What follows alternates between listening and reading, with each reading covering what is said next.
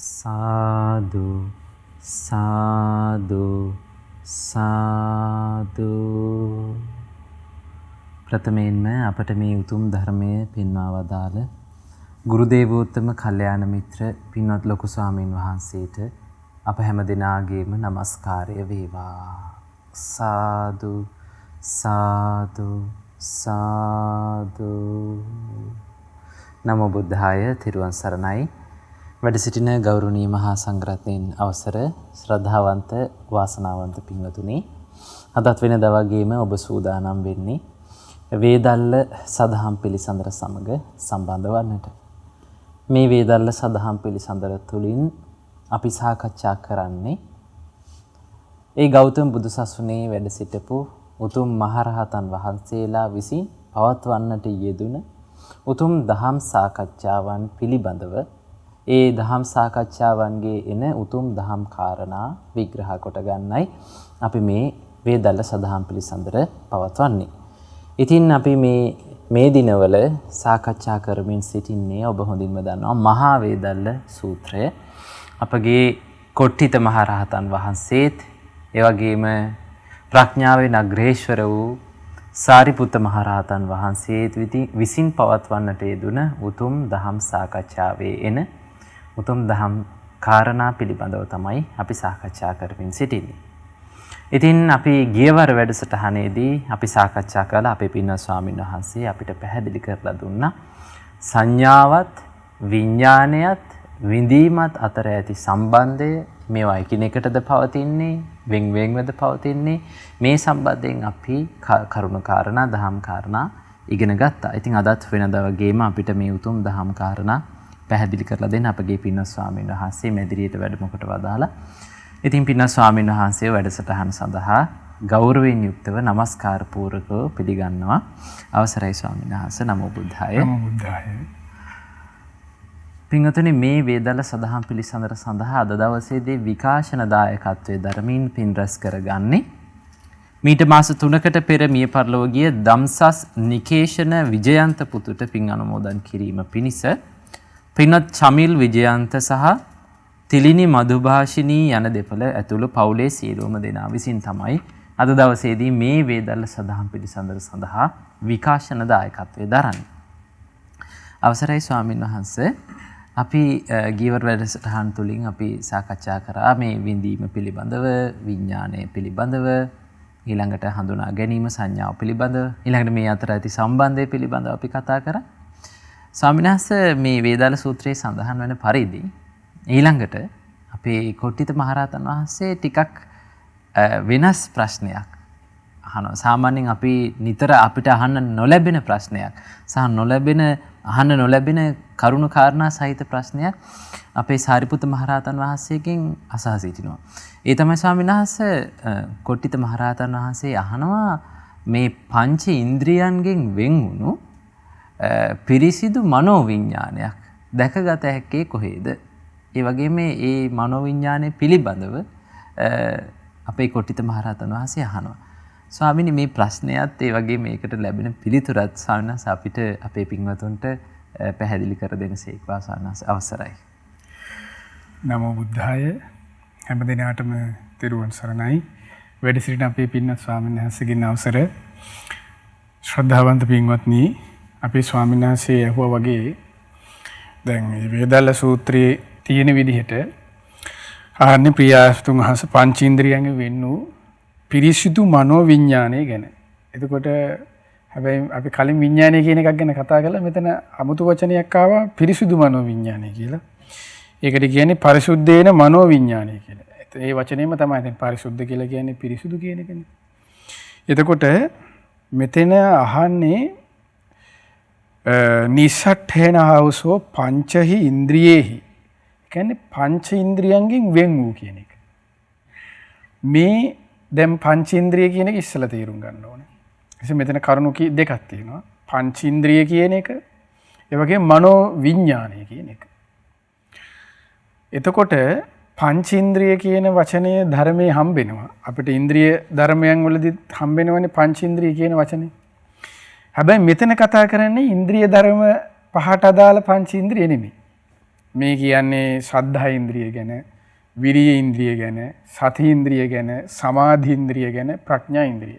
ඔය පහන ඉන්ද්‍රිය ධර්ම පහ කියලා කියන්නේ. මේ කතා කරන්නේ ඒ ඉන්ද්‍රිය ධර්ම පහ ගැන නොවේ. ඒක ඉස්සෙල්ලා තේරුම් ගන්න ඕනේ.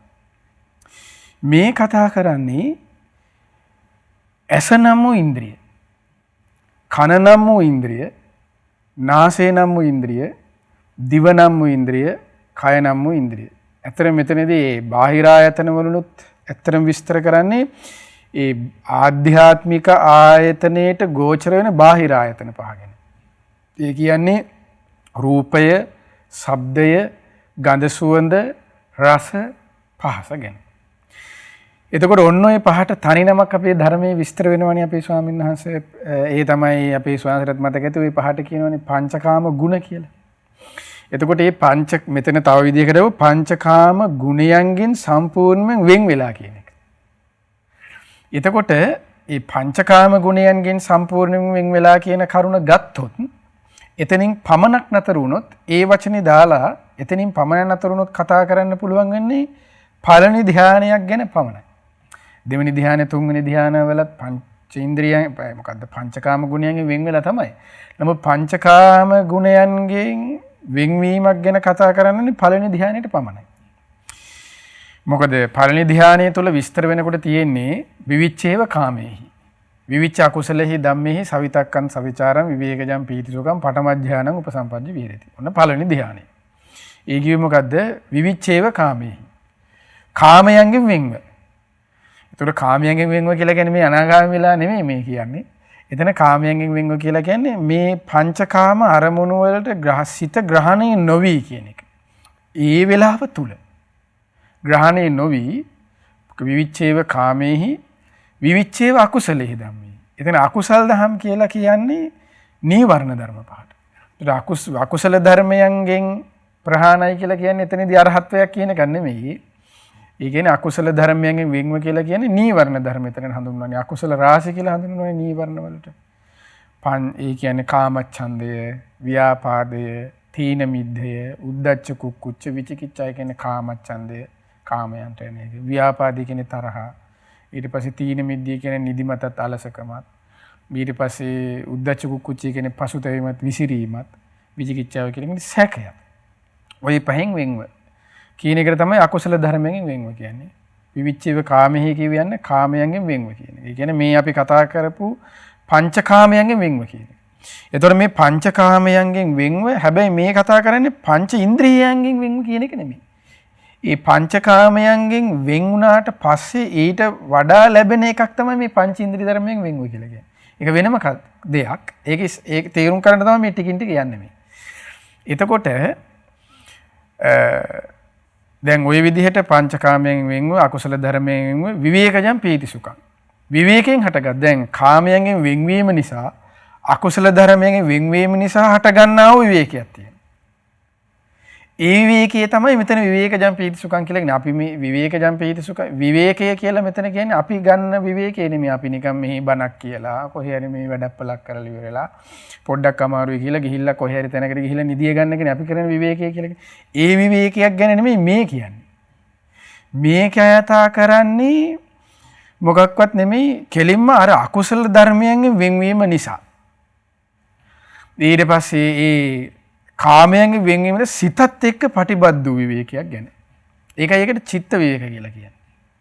එතකොට අන්නේ විවේකේ විවේකජම් පීතිසුඛං. ඒ විවේකේ නිසා අර කාමයන් එක්ක අපිට ඉන්නකොට දැන් ධර්මයේ දේශනාව තුළ තියෙනවානේ මජ්ක්‍ධිම නිකායේ සූත්‍රය මොකද්ද? ඒ තමයි කාමයට එක්ක පුද්ගලයා ඉන්නකොට ඒ පුද්ගලයාට වෙහසක් ඇති වෙනවා කියන්නේ.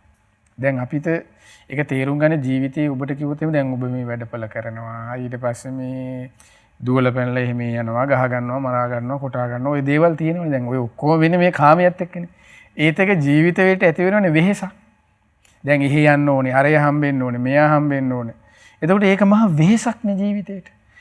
එතකොට ඒ වෙහස කාමයන්ගේ වෙහසය කියන එක හරි ඕලාරිකව දැනෙන දෙයක්.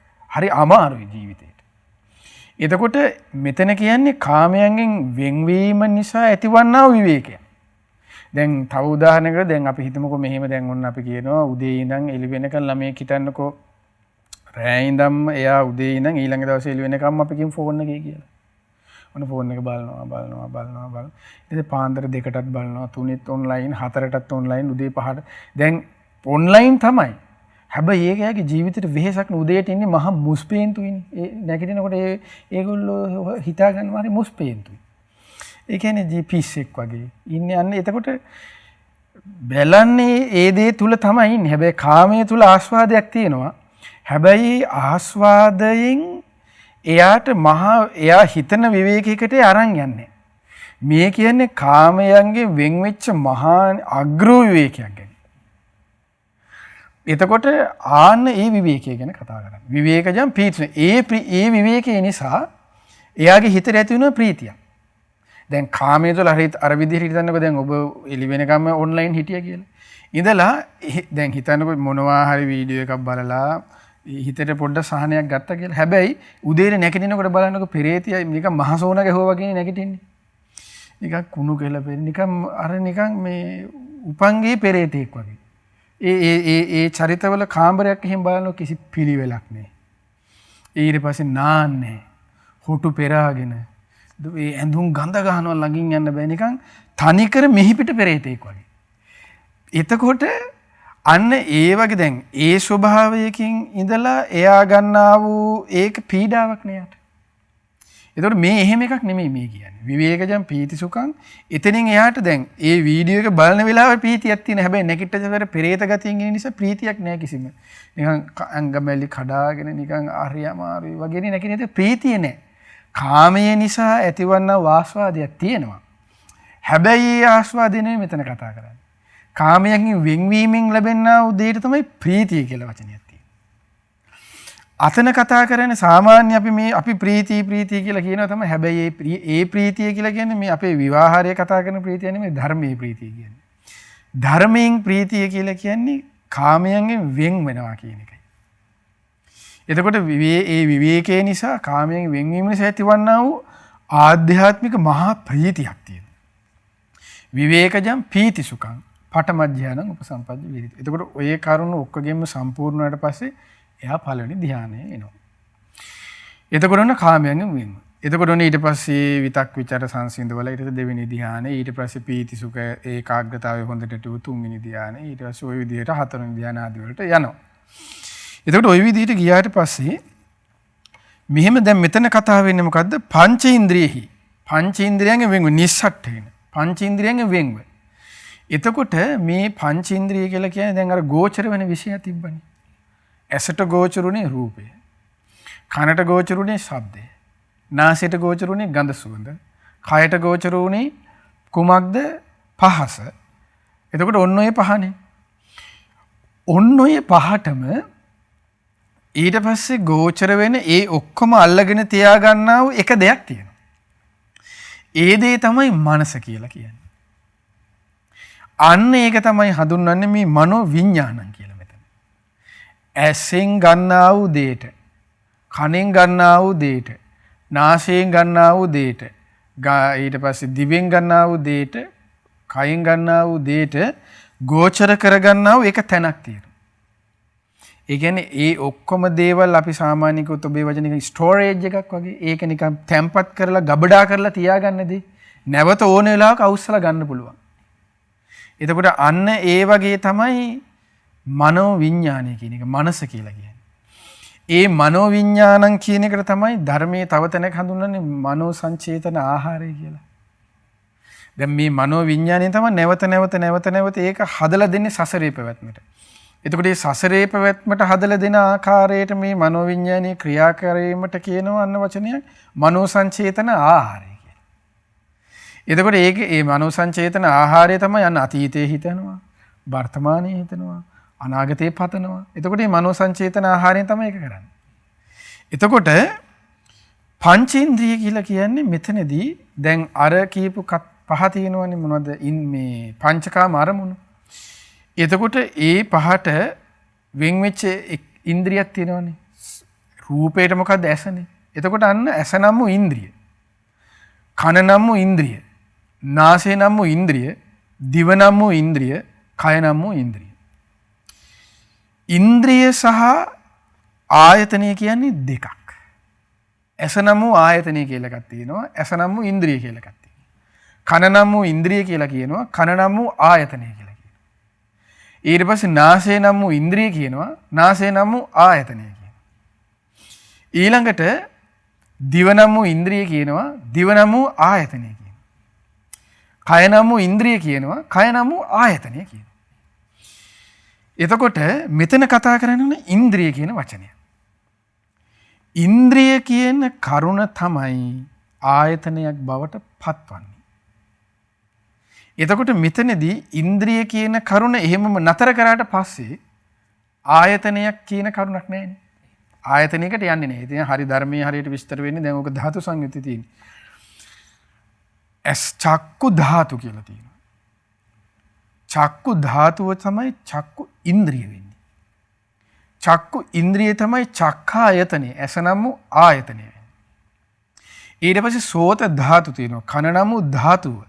කන නම් වූ ස්වභාවය තියෙනවා. ඊට කන නම් වූ ස්වභාවය ධාතු කියන වචනේ තේරුම තමයි ස්වභාවය කියන එක. හැටි කියන එක. මේකේ නිකන් සාමාන්‍ය ස්වභාවය. ඒ කියන්නේ කන නම් වූ ධාතුව කිව්වේ ඒකයි. කන නම් වූ ධාතුව තමයි සෝත ධාතුව තමයි සෝත ඉන්ද්‍රිය වෙන්නේ.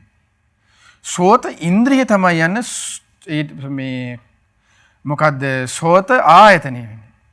ඒ කියන්නේ කන නම් වූ ආයතනය බවට පත් වෙන්නේ. එතකොට ඉන්ද්‍රිය කියන කරුණ තමයි ආයතනයක් වෙන්නේ. ඉන්ද්‍රිය ආයතනයේ වෙනස තමයි 아무තු එකක් නෙමෙයි ආයතනයෙන් තමයි අන්න නැවත දෙයක් උපද්දවන්නේ. ඒකයි සෝත ආයතන, ගාන ආයතන, චක්ඛා ආයතන, ජීව ආයතන. ඉන්ද්‍රිය කියන එකේදී නැවත දෙයක් උපද්දවන්නේ නැහැ. ආයතනයකට ආයතනය කියන එක සකස් කරගන්න උපකාර වන පසුබිමක් හදලා දෙනවා. ඒ කියන්නේ දැන් අපි ගත්තොත් එහෙම ආයතනයකින් වෙන්නේ දෙයක් උපද්දවලා දෙන එකනේ. දැන් කිරිපිටි හදන ආයතනයක් තියෙනවා කියලා හිතන්න. එතකොට ඒකෙන් උපද්දවලා දෙන ප්‍රොඩක්ට් එක මොකද්ද? කිරිපිටිනේ. එතකොට ඒ ආයතනයට කියන කිරිපිටි නිපදවන ආයතනය.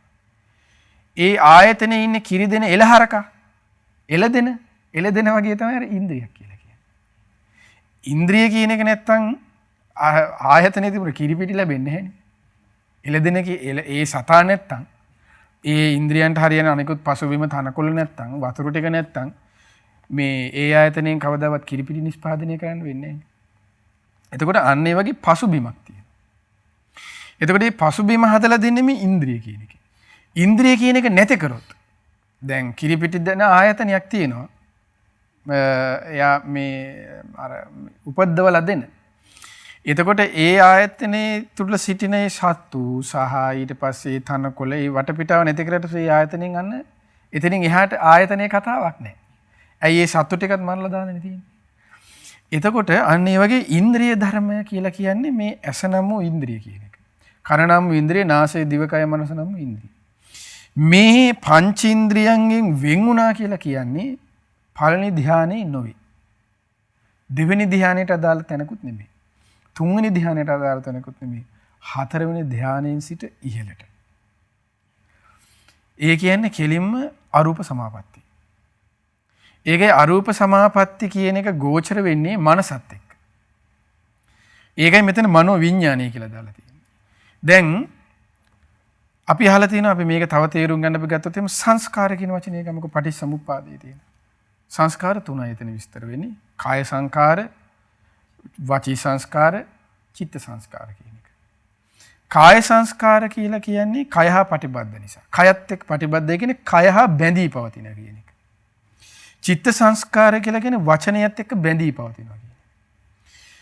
ඊට පස්සේ වචී සංස්කාර කියන්නේ වචනයත් එක්ක බැඳී පවතින නිසා. චිත්ත සංස්කාර කියලා කියන්නේ මනසත් එක්ක බැඳී පවතින නිසා.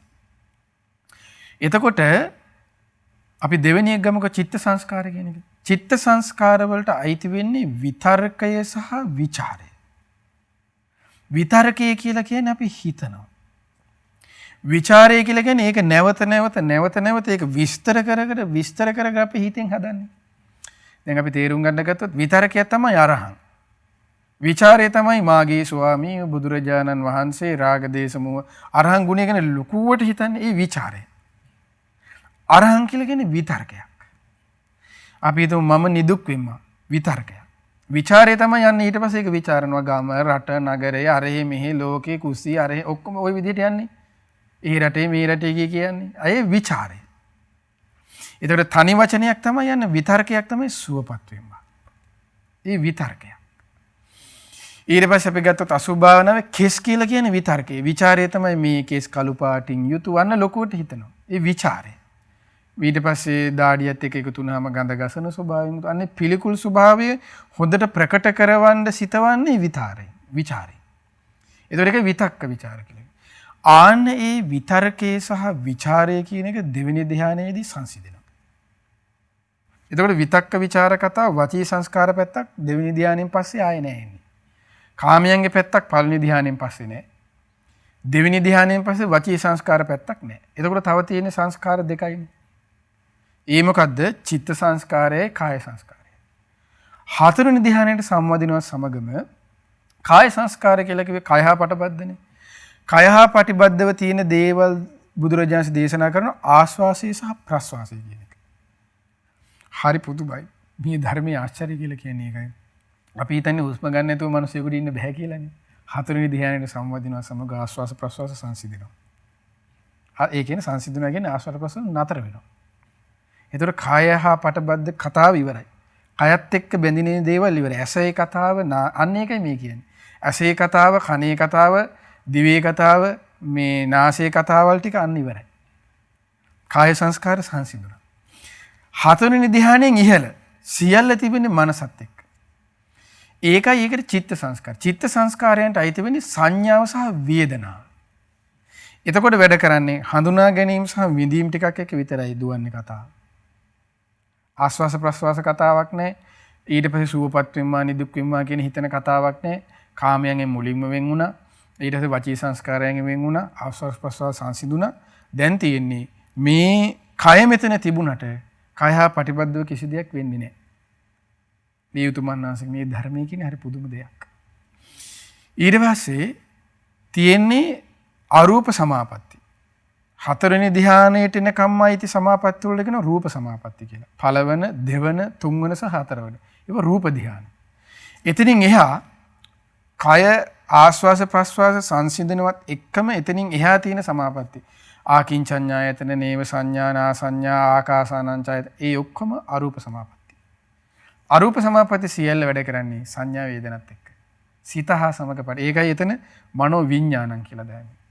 එතකොට මනෝ එතකොට ඒ මනෝ සංචේතන ආහාරය තමයි එතකොට වැඩ කරවන්නේ. එතකොට එයාගේ මේ මොකද්ද දැන් අපි ආහාර වශයෙන් ගත්තොත් එහෙම කබලින්කාර ආහාර කතාවක් නැහැ. ඒ ශ්‍රාවකයාගේ. ස්පර්ශය තියෙන මනෝ විඥානෙට ස්පර්ශය වුණනේ. ඊට පස්සේ මොකද්ද ස්පර්ශ ආහාරය විඥාන ආහාරය ඒ ටික යනවා. මනෝ අනිත් ආහාර තුන තියෙනවා. කබලින්කාර ආහාර කතාවක් නැහැ එතන.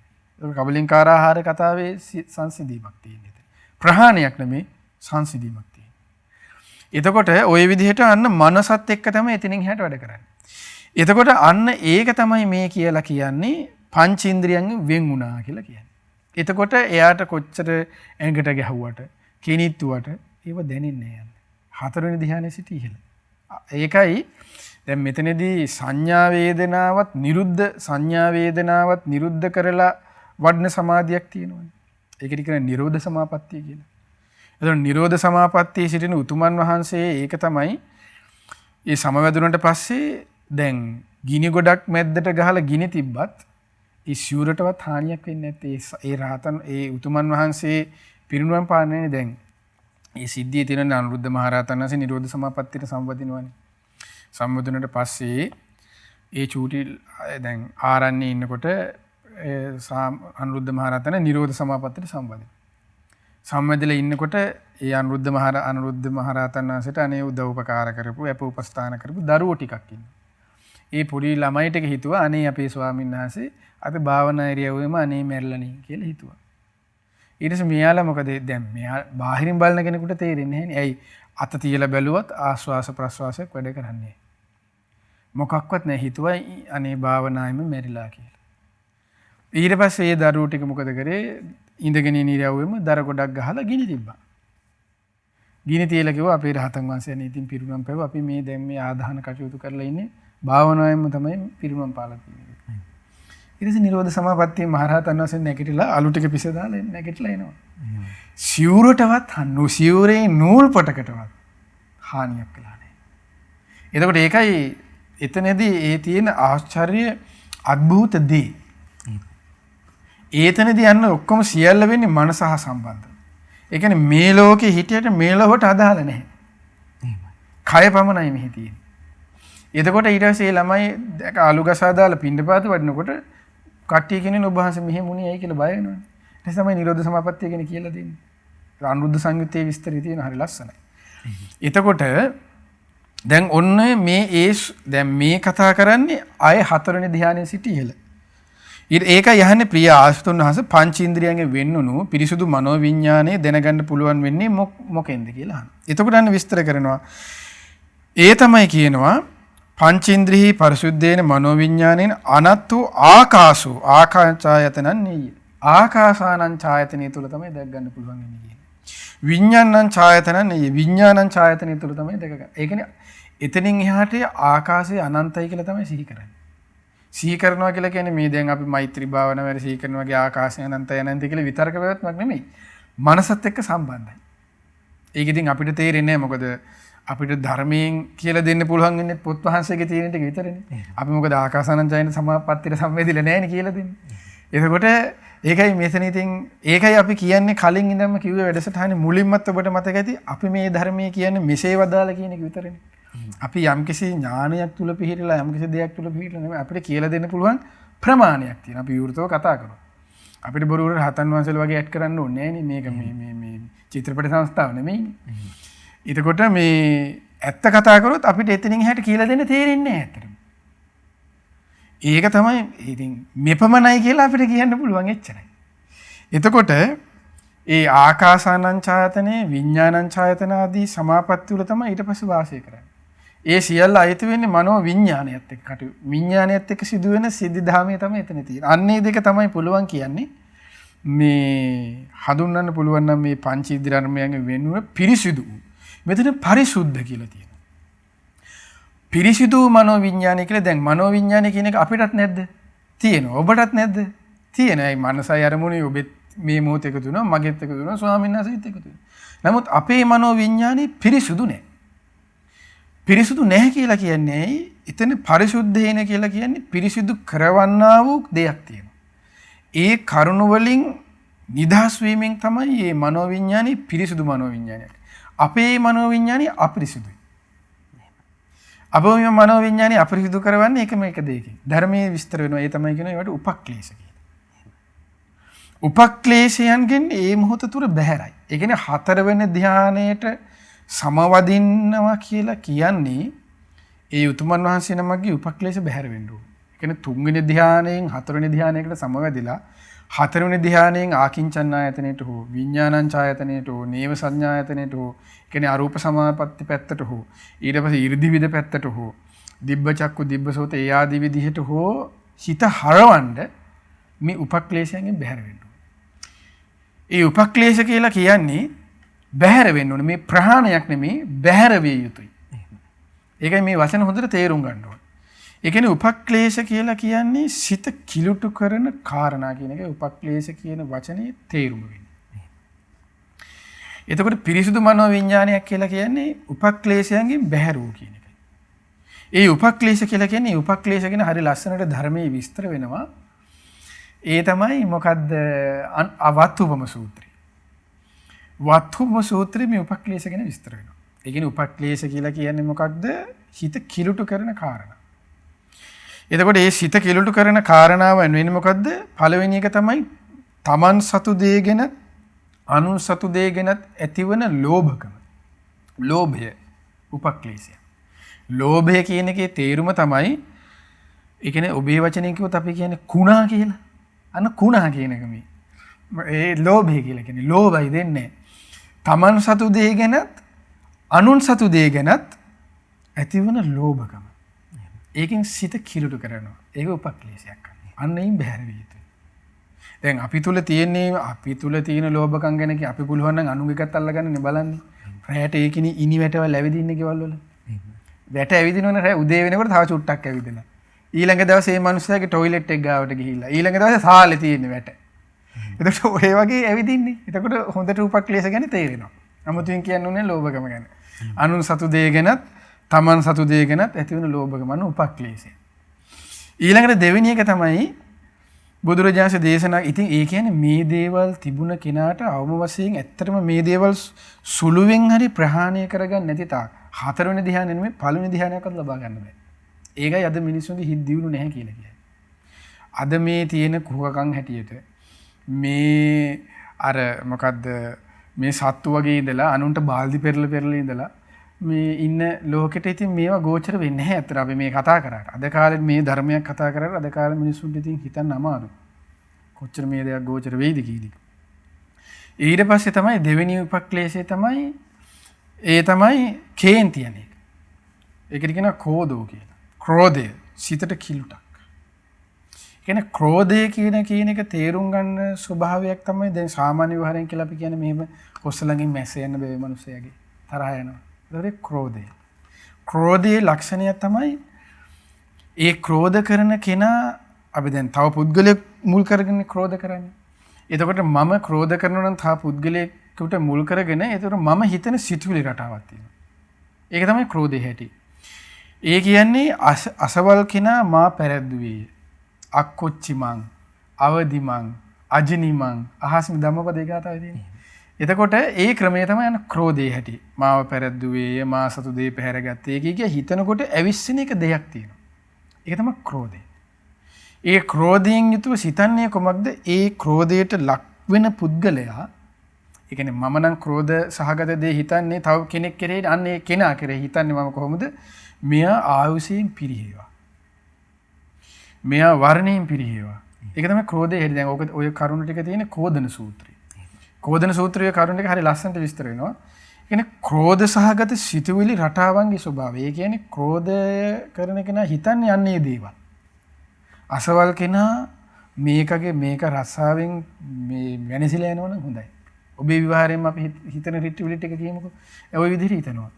වාහනයක් ගත්තොත් ඕක අනේ හැපිලා කුඩු වෙලා ඵලයන් පපඩම් වගේ කියලා හිතනවා. එතකොට ඔන්න ඔය සිතුවිලි තියෙන ක්‍රෝධය. ඒ තමයි ද්වේෂය හැටි. ඊට පස්සේ ඒ තමයි ක්‍රෝධයේ ලක්ෂණ. ඒව සිතට උපක්ලේශ. ඒව බැහැර කරගන්න නැති තාක් සිතක් දියුණු කරනවා කියන එකක් ඉතින් ඒවා සොරි.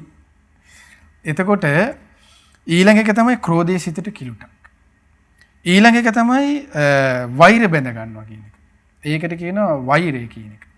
වෛරය කියලා කියන්නේ දැන් ක්‍රෝධ කර ඊ ක්‍රෝධය සම්පූර්ණ කරගන්න බැරි වුණා කියමුකෝ. ඔන්න දැන් හිතනවා අර වගේ වාහනයක් යාට තියෙනවා නම් මොන්න පපඩම් වෙලා වගේ චොරොප්පු වෙලා යන්න කියලා හිතේ. හැප්පෙන්නෙම නෑ ඒ වාහනේ. එතකොට මේ මිනිස්සයා හැමදාම හිතන්නේ මොකද්ද? වෛර කරනවා නේ මුන්ට මේ තව වාහනයක් ගත්තනේ. එතකොට මේ වෛරය කියන කරුණ තමයි ඇත්තටම ගත්තොත් මේකේ හරි ලස්සන පිළිවෙලක් තියෙනවා. ද්වේෂය කියන කරුණ තමයි ඉස්සරලාම ඇතිවන්නේ. ඒකට කියන පටිඝය කියලා. පටිඝය කියන කරුණ තමයි ක්‍රෝධය බවට පත් වෙන්නේ. ක්‍රෝධය තමයි වෛරය බවට පත් වෙන්නේ. වෛරය තමයි බද්ධ වෛරය බවට පත් වෙන්නේ. ඒතර බද්ධ වෛරය කියලා කියන්නේ සසරේ කවදා හරි පරිගන්න පිටිපස්සෙන් එනවා. දැන් සමහර මිනිස්සු කියන්නේ මෙහෙම නෑ පොළඟ වෙලා එනවා මම ඔබට ගහන්න. ඔබ මට මෙහෙම කළා. ඒ තමයි බද්ධ වෛරයේ ස්වභාවය. දැන් ඒකට උදාහරණයක් තමයි අපි ගත්තොත් ධර්මයේම දේවදත්ත. අර සේරිවාණේ ජාතකයේදී මොකද වෙන්නේ? වැලි මිලිකනවනේ. මං එනවා සසරේ පිටිපස්සෙන් ඒක නෝ යාවේ. ජාතක කතා ඔක්කොගේම පිටිපස්සේ ඉන්නේ දේවදත්ත එකත් සිද්ධියන්නේ තියෙන්නේ.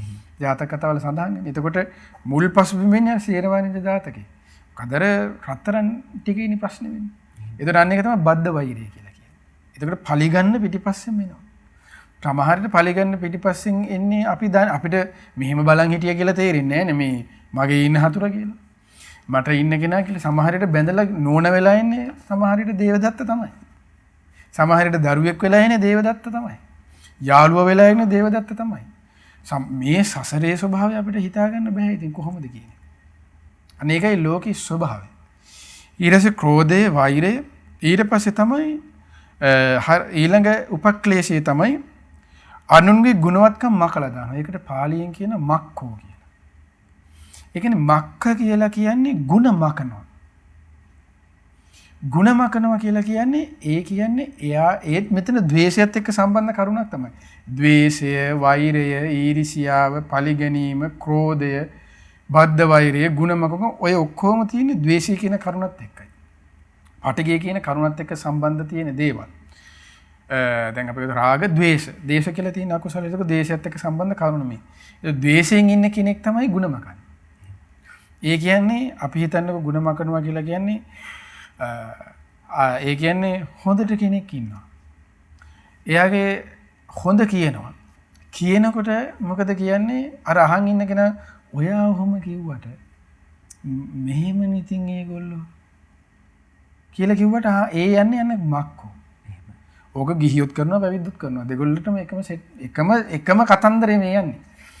එතකොට මක්කෝ කියලා කියන්නේ ගුණමකුකම. ඒ කියන්නේ දැන් ඒ ස්වභාවයක් තමයි එයා ඒ ගුණමකන්නේයි එයාට අනිත් අයගේ ඒ ගුණමකීමට හේතුව තමයි ඊර්ෂ්‍යාව කියන්නේ. එයාට ඒක අහන් ඉන්න බෑ කනේ කටුව එනවා වගේ. තව කාගේ ගුණයක් අහන් ඉන්න අමාරුයි. එතකොට ඒක මේ මක්කෝ උපක්ලේශයක් කරන ගුණමකීම. ඊළඟට තමයි බුදුරජාණන් දේශනා කරනවා ඒක අන්න ඒක සිතට ඇති වෙන කෙලට උපක්ලේශයක්. ඊළඟට තමයි එකට එක කරනවා. එකට එක කරනවා කියලා කියන්නේ දැන් අපි කිව්වොත් එහෙම අපි කියන්නේ මෙහෙම මට ගැහුව මාතෝකට ගහනවා. මම බැනෝ මාතෝකට බයිනවා. අන්න ඒකට තමයි එකට එක කරනවා කියලා කියන්නේ. එතකොට ඒක සිතට උපක්ලේශයක්. ඊ දේවල් හිතෙන් අයින් කරගන්නවා. එතකොට මේ ස්වභාවයන්ගෙන් සිද්ධිය තමයි දැන් මේ ස්වභාවයන්ගේ පසුබිම තමයි දැන් ඔය ගැහුවක් ගහනවා. දැන් අපි කියන්නේ මෙහෙම මරුව මරනවා මම හොඳට හොඳයි නරක කරන ඒ ලක්ෂණ කාගේද? ඒ ලක්ෂණ අසුර ගති. ඔය මේ ලක්ෂණ වලින් යුතුවයි ඉපදෙන්නේ අසුර ලෝකේ. අසුර වෙලා. ඒක තමයි අසුර ලක්ෂණේ හැටි. ඒ කියන්නේ හොඳට හොඳයි නරක නරකයි අපි හිතන්නේ ඒක හරි හොඳ කතාවක් කියලානේ. ඒ හොඳ කතාවේ තියෙන භයානක පැත්ත හොඳ කතාවක් කියලා හිතුවට ඒකේ භයානක පැත්ත ඒකයි. අසුරයාගේ ලක්ෂණය තමයි ඒක. හොඳට හොඳයි. ඒ කියන්නේ අසුර ස්පාර්ශව තියෙන පිනටත් ආසයි. හැබැයි ගැහුවක් ගහනවා වගේ. එහෙමයි. ඒ අසුර ලක්ෂණ. ඒකට අසුර ලක්ෂණයකට යකා කියන කෙනා කොහොම හරි මොකක් හරි කරගෙන මේ ඔබේ වචනෙන් කිව්ව ෂේප් එකක් දාගන්න පුළුවන්. මේ අසුරයාම අසුරයාගේ ස්වභාවය හිතා ගන්න බෑ. ඒකට අද ලක්ෂණ ගොඩාක් තියෙන මිනිස්සුන්ගේ ඊළඟ උපත හොඳට තේරෙනවා අසුර ලෝභය කියන එක. ඒ ස්වභාවයෙන් යුතුවනේ ඉන්නේ. ජීවිව පැවිදිව ගොඩාක් ස්වභාවයේ ස්වභාවය තියෙනවා. එතකොට ඒ ලක්ෂණය. එතකොට මේ දේවල්. ඊළඟට තමයි ඊළඟ උපක්ලේශයේ බුදුරජාණන් දේශනා කරනවා මොකද්ද මේ එකට එක කරනවා.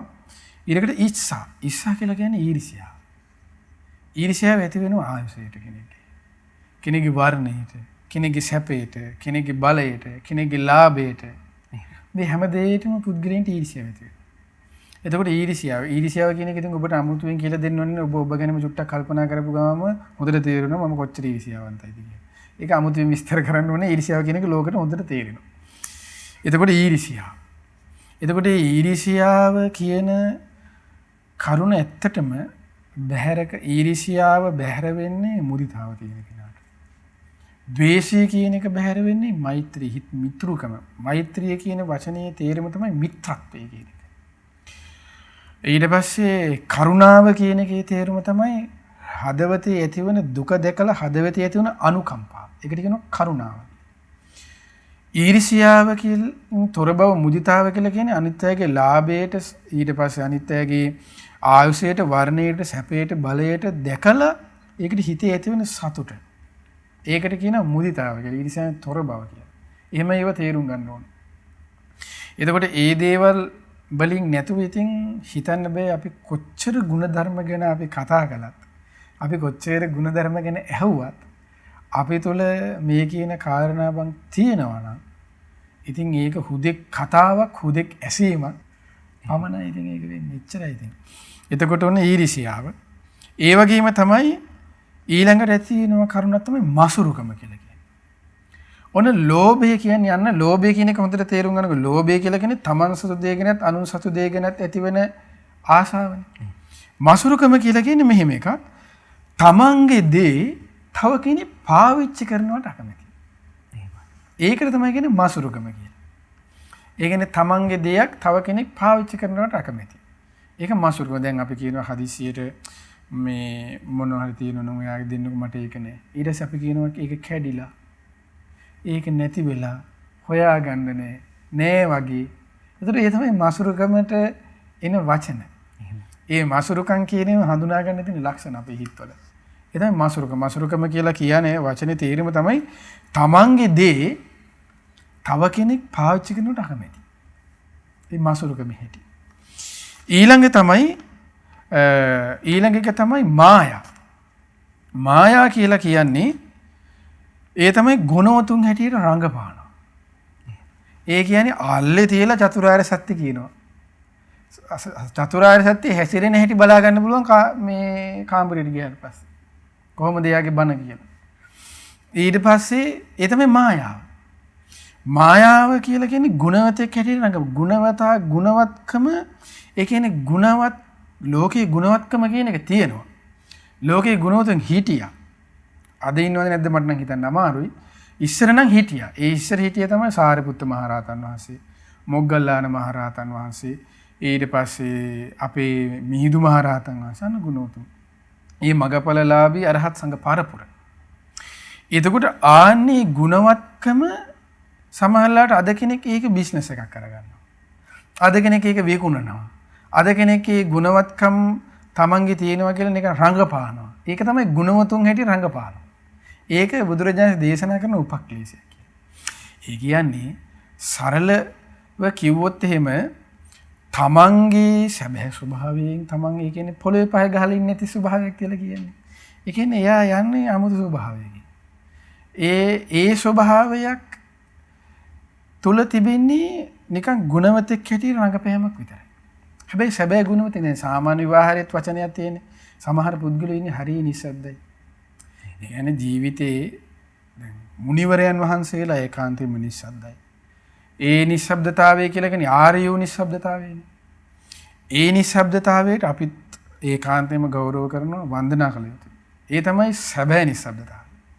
එහෙම නැතුව කට්ට වෙට්ට පිත්තල නිකම් මහා ඉන්නව නිකම් මේ අමුතු නිකම් බකමුණු ටයිප්.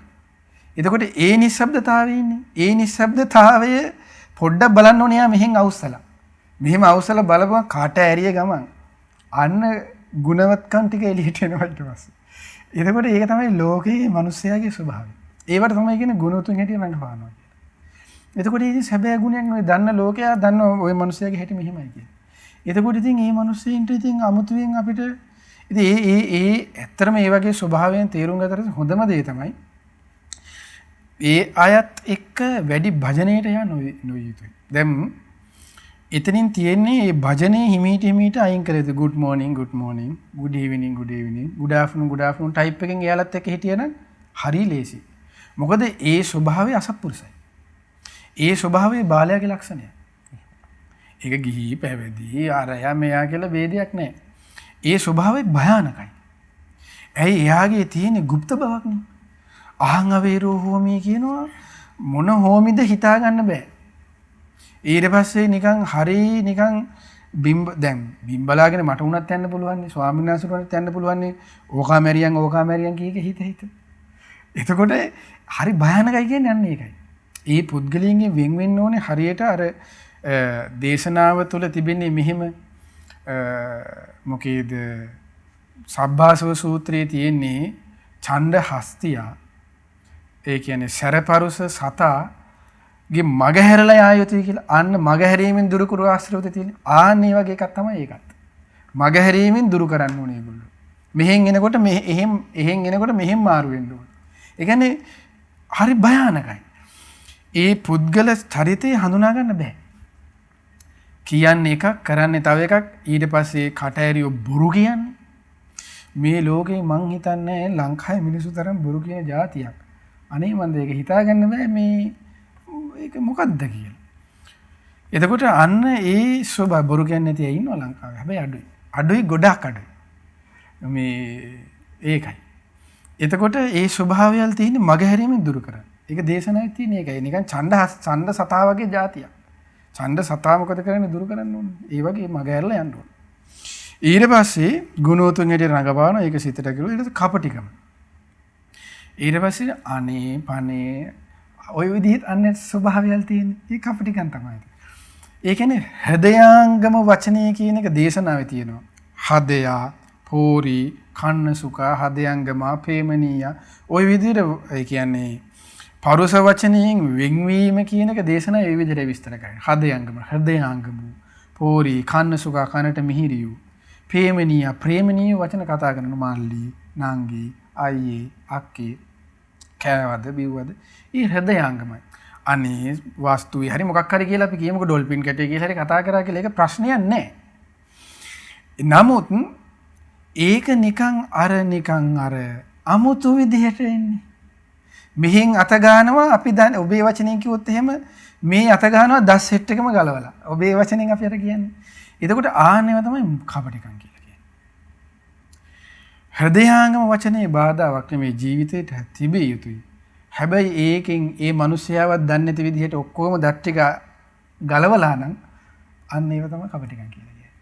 ඒතර ඒත් එක්ක ඉතින් ජීවිතයක් අපි හිතන්න බෑ. ඉතින් අපිට ඉතින් හිතන්න ඉතින් දුෂ්කරයි. ಗುಣධර්ම පුරුදු කර ගන්නවා කියන එක.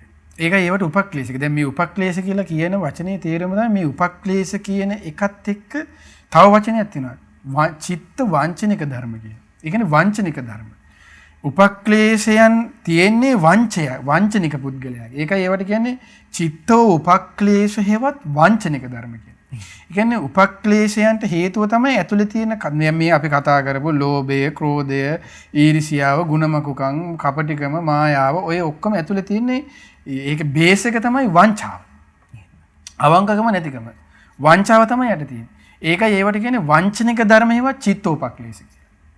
ඇතුලේ තියෙන වංචාව දුවන්නේ. ඒකයි ඒකට ධර්ම විස්තර වන වචනේ තේරුම. එතකොට කපටිකම ඇති වෙනවා. ඊට පස්සේ සාධාරණ අදහස් වලට විරුද්ධව කටයුතු කරනවා. සාධාරණ අදහස් වලින් තොරයි. ඒ කියන්නේ ඒකට කියනවා තම්බෝ කියලා. දැඩිව ඉන්නවා. සාධාරණ අදහස් වලට කිසිම හේතුවක්. ඒ කියන්නේ manussකම කියන එකක් හදවත තුල ගෑවිලා නැහැ. අපි කියන්නේ ඔය මිනිස්සයාට කතා කරන්න ඔය යකාගේ හිත ඔය යකාගේ හදවතක් නැහැ. ඔය යකාට ගලක් තියෙන කියලා කියන ආන්නේ ඒකයි. ඒ කියන්නේ දැඩිව ඉන්නවා. ඒ කියන්නේ මිනිස්යාගේ යථා ස්වභාවයන් තේරුම් ගන්නෑ. ඒ කියන්නේ manussකමක් කියන එක නැහැ. හදවතක් කියන එක නැහැ. දැන් සාමාන්‍ය විවාහයෙන් කියන්නේ හදවතට ඉඩ දෙන්න එපා මොලෙන් කටයුතු කරන්න කියලා. එතකොට අන්න ඒ වගේ ස්වභාවයකට කියන්නේ දැඩිව ඉන්නවා කියන එක. මොලෙන් කටයුතු කරන්න ඕනේ. හැබැයි හදවතට තට්ටු කරමු. ඒ විදිහට කටයුතු කරන්න ඕනේ. ඒ හදවත කියන එක අයින් කරලා මොලෙන්ම විතරක් කටයුතු කරන්න ගියොත් මොලේ නැතුව තමයි ඊට පස්සේ එන්න වෙන්නේ. ඒකයි හදවතත් එක්ක මොලෙත් කටයුතු කළොත් අන්න සාධාරණයි. අනේකේ හදවතත් එක්ක. ඒ කියන්නේ තම්බ කියලා කියන්නේ ඒක දැඩිව ඉන්නවා සාධාරණ අදහසක්. හැබැයි දැඩිව ඉන්නවා. අන්න ඒක ඒ මනුස්සයාට ඉතින් වැඩිපුර ආයුෂයක් නැහැ. කොහෙන් හරි වෙඩි කාලා මැරෙනවා. කාගෙන් හරි හක්ක තැලෙන්න ඉතින් ගුටි කනවා. ඕව තමයි ඉතින් ඕවගෙන් වෙන්නේ කෙලස් වලට යන එක. ලෝකේ වෙන්නේ දේවල් ඉතින් මේ. ඊට පස්සේ තම්බෝ. ඊට පස්සේ තමයි සාරම්භ. සාරම්භ කියලා කියන්නේ තරංගයට වැඩ කරනවා. මම එක බණයි ස්වාමීන් වහන්සේ බණ දෙකයි. ඊට පස්සේ මෙයා බණ දෙකක් කිව්වා මම බණ හතරයි. අන්න තරංගෙට. මම චෛත්‍ය අඩිය මෙයාගේ පන්සලේ චෛත්‍ය අඩිය 80යි මගේ පන්සලේ චෛත්‍ය අඩිය 120යි. එතකොට ඒ තරංගයක් චෛත්‍යයක 120 නෙමෙයි කීයක් හරි අනන්තේ හරි දක්වා හදන එක හොඳයි. නමුත් ඒ කියන්නේ තරංගේ නම් ඒ තරංගය තුල කුසලයක් විනක් රැස් වෙනවා කියලා හිතන්න අමාරුයි. රැස් වෙයි මහත්ඵල නැහැ. ඊළඟට තරංගෙට වැඩ කරනවා. ඒක. ඊළඟට තමයි ඒක සිතට කෙලුටක්. ඊළඟට අහංකාරකමින් ඉන්නවා. සිතට කෙලුටක්. ඊට පස්සේ අධික ලෙස අහංකාරකමින් ඉන්නවා. සිතට කෙලුටක්. ඊළඟට තමයි හිතට අරගෙන ඔළුවට අරන් ඉදිමිලා ඉන්නවා ඒක. ඒක සිතට කෙලුටක්. ඒතර ඔන්න ඔය කාරණාවන් වලින් යුතු වුණොත් අන්න ඒක තමයි මෙතනදී විස්තර වෙන්නේ පරිසුද්ධ නැහැ කියන එක. ඒතර ඔය කාරණාවන් වලින් බැහැර වුණොත් අන්න පරිසුද්ධ කියන කරුණ. එතකොට ඔන්න අද කතා කළ පංචේන්ද්‍රයන් වෙන්ව කියන කච්චනේ පරිසුද්ධ මනෝවිඤ්ඤාණ කියන. ඒතර ඔය කරුණු ටික තමයි අන්න ඔය කරුණු වලින් යුක්ත වුණොත් අන්න ඒ කෙනාට පුළුවන් සීල ධානයන් ඇති කරගෙන අරූප සමාපatti ආදී සියල්ල සම්වදිමින් මේ මොකද්ද පංචේන්ද්‍රියයන්ගෙන් වෙන් වුණු පිරිසුදු මනෝවිඤ්ඤාණයෙන් යුක්තව ඇති කරගෙන දියුණු සිතක් කෙනෙකුට ඇති කරගන්න ස්වාමීන් වහන්සේ. එහෙමයි ස්වාමීන් වහන්සේ. පින්වතුනි මේ හිත කෙලෙසන්නේ උපක්ලේශ ධර්මයන්. භාග්‍යවතුන් වහන්සේගේ ධර්මයේ තුලින් අපිට මේ සියලු උපක්ලේශ කෙලෙස් මේ දේවල් සියල්ලම දුරු කරන්නට භාග්‍යවතුන් වහන්සේගේ ධර්මයේ තුලින් අපිට අවස්ථාව උදා වෙනවා. ඉතින් යම් කිසි කෙනෙකුට මේ ධර්මයේ පුරුදු කරලා මේ කෙලෙස් ස්වභාවය මේ හිත කෙලෙසන දේවල් තමන්ගේ හිතෙන් දුරු කරගන්නට අපිට අවස්ථාව ලැබුණොත් අන්න ඒක ජීවිතයට ලොකු ආශිර්වාදයක් වෙනවා. ඉතින් අද දවසේදී පින්වත් ස්වාමීන් වහන්සේ අපිට උතුම් දහම් කාරණා පැහැදිලි කරලා දුන්නා. ඉතින් පින්වත් ස්වාමීන් වහන්සේට අපි පුණ්‍ය අනුමෝදනා සිදු කරනවා.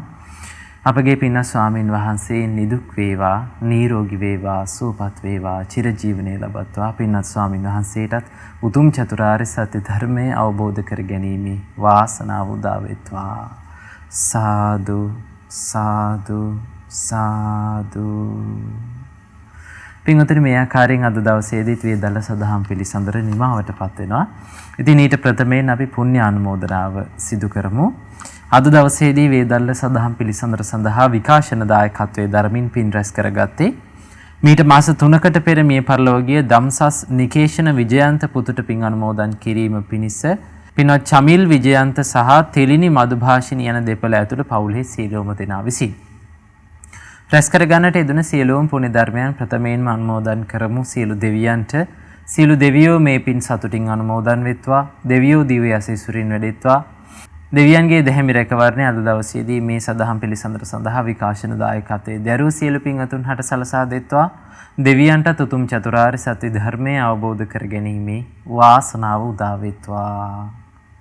රැස් කර ගන්නට දිනු සියලුම පුණ්‍ය ධර්මයන් අනුමෝදන් කරමු. ගුරු දේවෝත්තම කල්යාණ මිත්‍ර පින්වත් ලොකු ස්වාමීන් වහන්සේට මේ පුණ්‍ය අනුමෝදනාවෙන් අපගේ පින්වත් ගුරු දෙවිඳුන් නිදුක් වේවා, නිරෝගී වේවා, සුවපත් වේවා, චිරජීවනයේ ලබත්වා.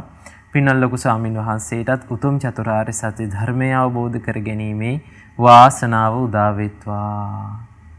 රැස් කර ගන්නට දිනු සියලුම පුණ්‍ය ධර්මයන් අනුමෝදන් කරමු. මිය පරලෝකීය ඥාතීන්ට විශේෂයෙන්ම මාස 1කමාරක් ජීවත්ව සිට 2021 ජූලි මාස 15 වන දින මිය පරලෝකීය දම්සස් නිකේෂණ විජයන්ත පුතුට මේ පින් අනුමෝදන් වෙත්වා.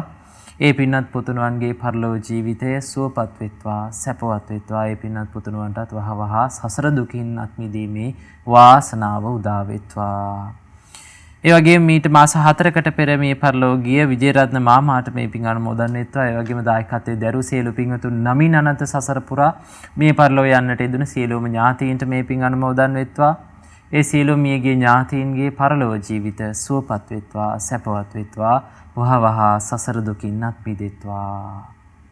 රැස් කර ගන්නට යෙදුණු සියලුම පුණ්‍ය ධර්මයන් අනුමෝදන් කරමු. සුජීවත සිටින සියලු පින්වතුන්ට සුජීවත සිටින තිරිනි මදුභාෂිනී සහ චිත්‍රා හේමලතා මෑණියන්ටත් ප්‍රේමචන්ද්‍ර පියාණන්ටත් මිහිවන්ති අක්කාටත් සුසන්ත අයියාටත් නිදුවර පුතුණුවන්ටත් ආරණ්‍ය දියණියටත් එවැගේම සීලවතී රාජමන්ත්‍රී නැන්දනියටත් පවුලේ සියලුම දෙනාටත් මේ පින් අනුමෝදන් වෙත්වා. එවැගේම චමිල් විජයන්ත මහතාටත් ඉන්ද්‍රාණි ප්‍රේමතිස්ස මෑණියන්ටත් ගාමිණී කුලරත්න පියාණන්ටත් ලීලාවතී අත්තම්මා පියසේන සීයා ඇතුළු ඒ පවුලේ සියලුම දෙනාට මේ පින් අනුමෝදන් වෙත්වා. ඒ වගේම අද දවසේදී මේ වේදල සදහම් පිළිසඳර සඳහා විකාශන දායකත්වයේ දරූ චමිල් විජයන්ත මහත්මයාටත් තිලිනි මදුභාෂිනී මහත්මියටත් මේ පින් අනුමෝදන් වෙත්වා. තුනුරුවනේ අනන්ත ගුණානුභාවයෙන් මේ පින්වතුන් සියලුම දෙනාත් නිදුක් වේවා, නිරෝගී වේවා, සුවපත් වේවා, චිරජීවනයේ ලබත්වා. කරන කින යහපත් කටයුතු, රැකිරක්ෂා කටයුතු सर्व प्रकारेම සාර්ථක වේවා. ඒ සියලු පින්වතුන්ටත් උතුම් චතුරාර්ය සත්‍ය ධර්මය අවබෝධ කර ගැනීමේ වාසනාව උදා වෙත්වා. රැස් කර ගන්නට යෙදුණු සියලුම පුණ්‍ය ධර්මයන් අනුමෝදන් කරමු. අද දවසේදී මේ උතුම් දහම් කාරණා අපට පැහැදිලි කරලා දුන්න අපගේ පින්වත් ස්වාමීන් වහන්සේටත් මහමෙවුනා වාසී, ලක්වාසී, ලෝවාසී සියලුම පින්වත් ස්වාමීන් වහන්සේලාටත් අනගාരികා මෑණියන් වහන්සේලාටත් අනගාരിക උපාසක දූ පුතුන්ටත් මේ පින් අනුමෝදන් වෙත්වා. ඒ වගේම ශ්‍රද්ධා කාර්ය මණ්ඩලයේ සියලුම දෙනාටත් ශ්‍රද්ධා මාසික ධර්ම දාන සමාජිකයන්ටත් ඔබ අප සියලුම දෙනාටත් මේ පින් අනුමෝදන් වෙත්වා. තුනුරුවනේ අනන්ත ගුණානුභාවයෙන් ඒ ඔබ අප සියලුම දෙනාත් නිදුක් වේවා, නිරෝගී වේවා, සුවපත් වේවා, චිරජීවනයේ ලැබේවා. ඔබ අප සියලුම දෙනාටත් උතුම් චතුරාර්ය සත්‍ය ධර්මය අවබෝධ කරගැනීමේ වාසනාව උදා වෙත්වා. සාදු සාදු සාදු. හැම දිනාටම තෙරුවන් සරණයි. නමෝ බුද්ධාය. මෙවැනි වටිනා ධර්මදේශනා ශ්‍රවණය කිරීමට ශ්‍රද්ධා ඩේලි YouTube චැනලය සබස්ක්‍රයිබ් කරන්න.